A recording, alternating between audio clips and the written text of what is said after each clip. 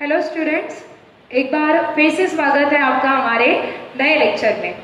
Last lecture में हम लोगों ने प्रॉब्लम नंबर 21 को कंप्लीट कर लिया था, लेकिन प्रॉब्लम नंबर 21 से रिलेटेड बेसिकली उससे रिलेटेड ही नहीं है, पर वो एक वीआईपी नोट है, ठीक है। तो उससे रिलेटेड एक थोड़ा सा डिस्कशन हमारा बैलेंस रह गया था।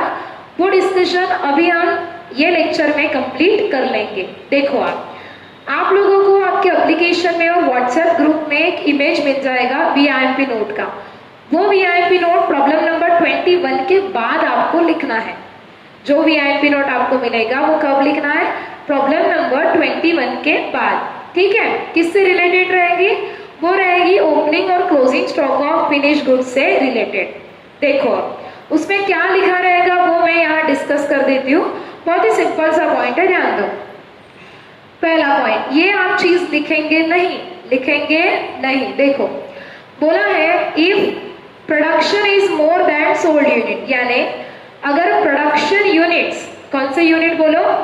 प्रोडक्शन यूनिट्स ज्यादा है किससे? सोल्ड यूनिट से। जैसे कि प्रॉब्लम नंबर 21 में था। प्रॉब्लम नंबर 21 में क्या था? 4000 यूनिट प्रोड्यूस थे और बेचे कितने थे? 3600। यानी यूनिट प्रोड्यूस क्या थे? ज्यादा थे। बोलो हाँ या नहीं, तुम बोलते जाओ, बोलो है या नहीं? है। 4000 यूनिट क्या है? ज्यादा है किससे?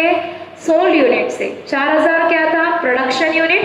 सो production unit is more than किससे? सोल्ड यूनिट से। तो in that case difference will be called closing stock of finish good, ठीक है। एक बार फिर से बोलती हूँ, if production units is more than sold unit then difference will be called closing stock of finish goods, ठीक है। देखो, यहाँ लिखा है मैंने, if production units more than sold units then example unit produce, example है 10,000, सोल्ड यूनिट 8,000। क्या ज्यादा है? बोलो, यूनिट प्रोड्यूस ज्यादा है, यानी प्रोडक्शन यूनिट्स ज्यादा है। तो जो डिफरेंस आएगा दोनों के बीच कितना आ रहा है? 2000 यूनिट का जो डिफरेंस आ रहा है वो कितने यूनिट का आ रहा है? बोलो 2000 यूनिट का। तो ये डिफरेंस को बोलेंगे closing stock of finish goods, ठीक है।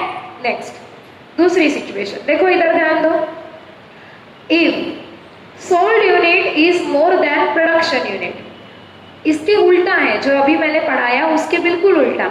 अगर सोल्ड यूनिट ज्यादा है प्रोडक्शन यूनिट से, सोल्ड यूनिट क्या है? ज्यादा है प्रोडक्शन यूनिट से, तो जो डिफरेंस है वो कहलाएगा opening stock of finish good. देखो, यूनिट प्रोड्यूस कितने हैं? 7000, सोल्ड यूनिट कितने हैं? 10,000, बराबर। तो यूनिट प्रोड्यूस ज्यादा है ना, है या नहीं है?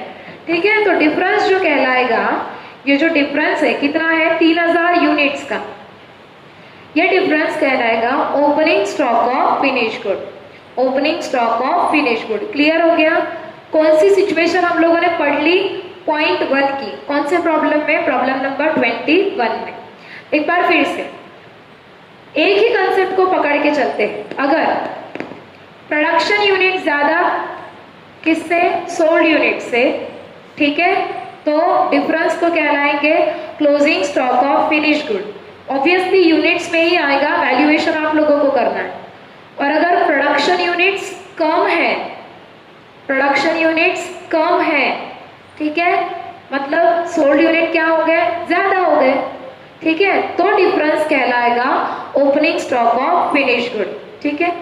तीसरा पॉइंट आपके वीआईपी नोट में है कि अगर opening stock of finish good या closing stock of finish good, एक तो दोनों प्रॉब्लम में दिए रहेंगे या दोनों में से कोई एक दिया है और वो यूनिट्स में दिया है। फिर से बोलती हूँ, opening stock of finish good या closing stock of finish good, एक तो दोनों आपके प्रॉब्लम में दिए हैं और यूनिट्स में दिए हैं, या दोनों में से कोई एक दिया है। तो ऐसे केस में ये जो प्रोडक्शन यूनिट्स है इसको ओसीपीसी के बाजू में लाना पड़ता है। ये जो प्रोडक्शन यूनिट सिर के ऊपर जिसको आपने बिठाया है उसको पैर के पास लाना पड़ता है, यानी ओसीपीसी के पास लाना पड़ता है। आई होप आपको ये कंसेप्ट क्लियर हो गया होगा।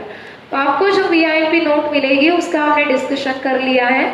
सिंपल शॉर्टकट दिमाग में रखेंगे, एक ही फुल एंड फाइनल वो बात दिमाग में रखेंगे आप कि प्रोडक्शन यूनिट ज्यादा as compare to sold unit, तो difference will be called closing stock of finish good.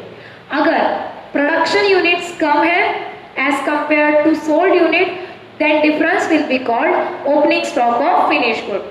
Clear, समझ में आ गया? तो चलो ये वीआईपी नोट के ऊपर छोटा सा हमारा डिस्कशन था, इसको आप करेंगे। बाकी जो हमारा नेक्स्ट प्रॉब्लम है वो हम हमारे नेक्स्ट लेक्चर में देखेंगे, ठीक है? करो इतना, मिलते हैं हम हमारे नेक्स्ट लेक्चर में। तब तक के लिए थैंक यू वेरी मच।